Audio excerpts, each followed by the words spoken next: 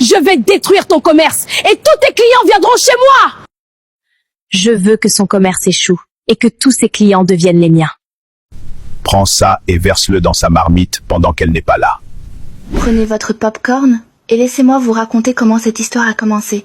Rien au monde n'égalait le goût du riz gras de Tanti Propre. Son plat était réputé pour être savoureux, parfumé et incroyablement appétissant. On disait souvent que quiconque n'avait jamais mangé son riz gras ne savait pas ce qu'était le vrai riz gras. Le riz était d'un rouge éclatant, parfaitement cuit, généreusement décoré de carottes et de haricots verts. Son parfum était si puissant qu'il pouvait arrêter les passants en pleine marche. Et une fois qu'on y avait goûté, il devenait impossible de l'oublier. Des gens venaient de très loin uniquement pour manger chez elle. Certains arrivaient dès l'aube pour être sûrs d'avoir une portion. Avant même que les autres vendeurs aient écoulé la moitié de leur marmite, celle de Tanti Propre était déjà vide. Les rumeurs allaient bon train à propos de son plat. Certains affirmaient qu'il n'était pas ordinaire. D'autres murmuraient qu'elle utilisait des ingrédients mystérieux inconnus du commun des mortels. Pourtant, personne n'avait jamais pu le prouver. Sa renommée était telle que son riz avait hérité d'un surnom. On l'appelait le riz gras des célébrités. Tanti Propre était une femme discrète. Elle parlait peu, se concentrait sur son travail et traitait ses clients avec respect. Toujours souriante, elle servait chacun avec soin. Son commerce lui avait apporté une grande prospérité. Depuis plus de 8 ans, elle préparait et vendait du riz gras chaque jour. Sa clientèle lui était fidèle et lui faisait entièrement confiance. La vie semblait parfaite, jusqu'au jour où Sylvia entra dans son histoire. Sylvia avait longtemps travaillé de nuit, mais les années avaient fini par l'épuiser. Son corps n'avait plus la force d'affronter les longues soirées à la recherche de clients. Elle devait trouver une autre manière de survivre. Cliente régulière de Tanti Propre, Sylvia connaissait bien son plat et en adorait le goût. Elle admirait aussi la réussite de son commerce. Un jour, elle se rendit à son stand et lui parla avec franchise. Elle lui expliqua qu'elle souhaitait, elle aussi, se lancer dans la vente de nourriture, car la vie était devenue trop difficile pour elle. Tanti Propre l'écouta et lui répondit avec bienveillance qu'elle n'avait aucun problème avec cela. Selon elle, chacun faisait de son mieux pour s'en sortir. Encouragée, Sylvia ouvrit son propre petit commerce 2 semaines plus tard. Elle se mit à préparer du riz gras, essayant d'imiter chaque détail, les carottes, les haricots verts, la présentation. Elle copiait tout ce qu'elle voyait. Pourtant, quelque chose manquait. Le goût n'y était pas. Les clients se faisaient rares. Certains jours, elle ne vendait qu'une seule assiette. D'autres jours, personne ne s'arrêtait. Sylvia passait ses journées assise dans son échoppe, observant les passants qui ignoraient son stand pour se diriger directement vers celui de Tanti Propre. Un soir, seule avec ses pensées, elle se mit à réfléchir. Comment pouvait-elle faire exactement le même métier, cuisiner le même plat et obtenir des résultats si différents? Tandis que son commerce stagnait,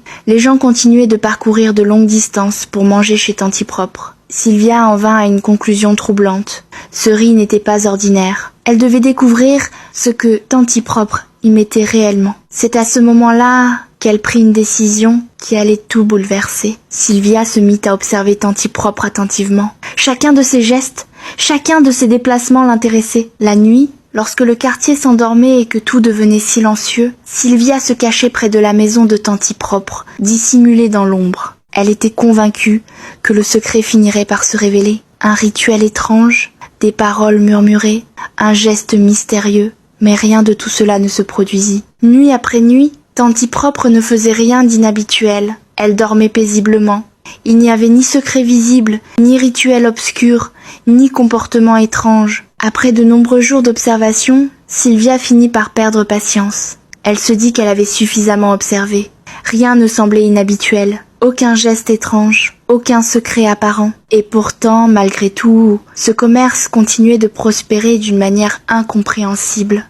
C'est alors qu'une idée sombre traversa son esprit. Si elle ne parvenait pas à découvrir le secret de Tanti Propre, alors elle ferait en sorte de ruiner son activité. Après tout, pensa-t-elle, elle ne pouvait pas être la seule à réussir. Un matin, Tanti Propre cuisinait comme à son habitude. Une grande marmite de riz gras chauffait sur le feu et son parfum se répandait déjà dans l'air. À un moment, elle entra dans sa boutique pour aller chercher de l'eau, afin d'en ajouter à la cuisson.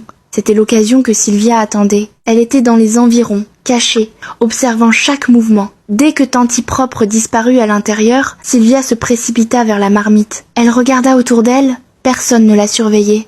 Elle sortit alors de sa poche une petite poudre blanche et la versa rapidement dans le riz avant de repartir aussitôt, comme si rien ne s'était passé. Tanti Propre revint, ajouta l'eau, remua le riz et continua à cuisiner sans se douter de quoi que ce soit. Ce jour-là, quelque chose d'inhabituel se produisit. Le riz de Tanti Propre se vendit encore plus vite que d'ordinaire. En moins d'une demi-heure, tout avait disparu. De nombreux clients restèrent sans manger. Ils attendirent, mais il n'y avait plus rien. Alors, pour la première fois, ils prirent une décision inattendue. Ils se dirigèrent vers les shops de Sylvia. Pour elle, cette journée était différente. Son stand se remplit de clients. Surprise, elle les servit avec un large sourire. Intérieurement, elle se félicitait. Son plan semblait fonctionner. Les gens mangeaient, buvaient de l'eau et la remerciaient. Sylvia se sentait fière. Mais peu de temps après, des cris éclatèrent. Quelqu'un se tenait le ventre. Un autre courait en urgence.